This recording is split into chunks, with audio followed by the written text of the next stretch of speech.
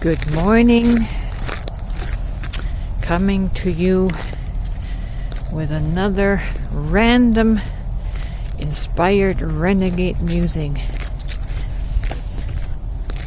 I was watching a short video this morning of a guy mulling the question and explaining, I guess, in the best way he could perceive is, the question that is on every Christian's mind is, let's say a person goes on about their life, doesn't profess to believe in God, and he travels down the highway and is in a head-on collision. Does he have time to get his soul saved, in that nanosecond before he leaves his body? And, oh God, I remember, worrying about that for years when I was a Christian, when I was not awakened to my soul, but only living in the mind and perceiving and asking these type of questions from the veiled mind. And today, this whole topic is a bit ludicrous to me because of what I just said. The question comes from the veiled carnal mind that has only access to the five senses and really does not understand our essence outside of this body. So asking from behind the firewall will only get you the answers from behind the firewall.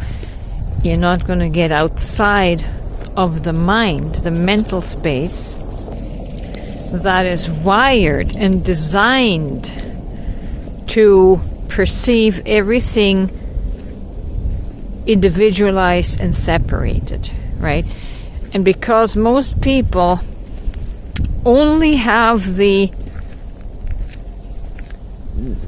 access through the veiled mind, they ask these kind of questions. They ask the question from their separated state, separate from consciousness.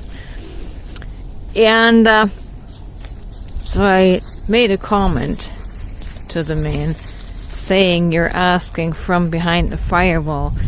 You're asking from the limited scope of your mental mind, which does not know who we are outside of these bodies. And so you can only get a limited mental answer to that and surmise these scenarios that, well, maybe the person in the car crash has a few seconds to, meet Jesus before he leaves his body and make that confession of accepting Jesus as his Savior. I mean, it's ludicrous, really, from my consciousness now, knowing that Source, God, is everything, is in all, through all, and on all, meaning it permeates every existing thing. And the only thing that separates us from that consciousness is this little machine here.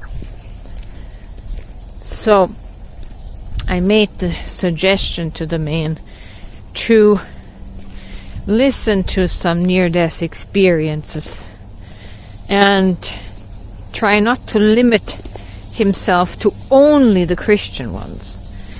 And it should give him greater insight beyond what his mental mind can conceive, right? We can never be separated from God. Whether we believe in Jesus, make a profession and confession of Him as our Savior, whether we accept Him as Lord and Savior, none of that is relevant. That illusion only exists in the veiled carnal mind that sees itself separate from everything and everyone, including God.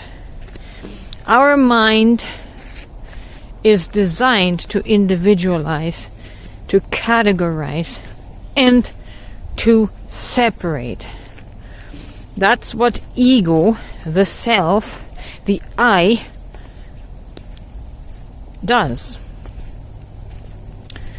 The I cannot see itself as the whole and part of the whole. The I, the self, can only know the individualized self. I am separate from everything, right? That's the veiled mind, the carnal mind, that cannot know the law of God, neither can it obey it. The mind is not wired, I should say the left brain, is not wired to see itself as the whole. It is only able to see itself individualized. The right brain gives us the ability to see ourselves as the all, as source, as God, and how everything is connected, right? When you look through that lens, these questions about, did that person accept Jesus before they died, or they're gonna go to hell? Like it's funny. It really is funny and becomes an irrelevant question. As Jesus said in one of his parables or stories, when the disciples were toiling all night long and they caught no fish, what did Jesus say? Cast your net to the right side of the boat and you shall catch many fish. This is symbolic of saying, cast your focus to the right side of your brain and you shall catch many epiphanies. Right? You will see beyond the limited scope of the left brain self. So cast your net, cast your focus to the right side of the brain through meditation. Take no thought. Be still and know all things in totality. Not just through the little knot-hole view of the left-brained ego. And then you will see that everything is a manifestation of God. Not God created everything, but God manifested itself as everything, including the driver on the highway that ends up in a head-on collision, and he was an atheist, and now what? He's just going back to being the essence of God once he is out of the body, right? So anyways, expand your consciousness beyond the limitations of the left brain and see reality for what it really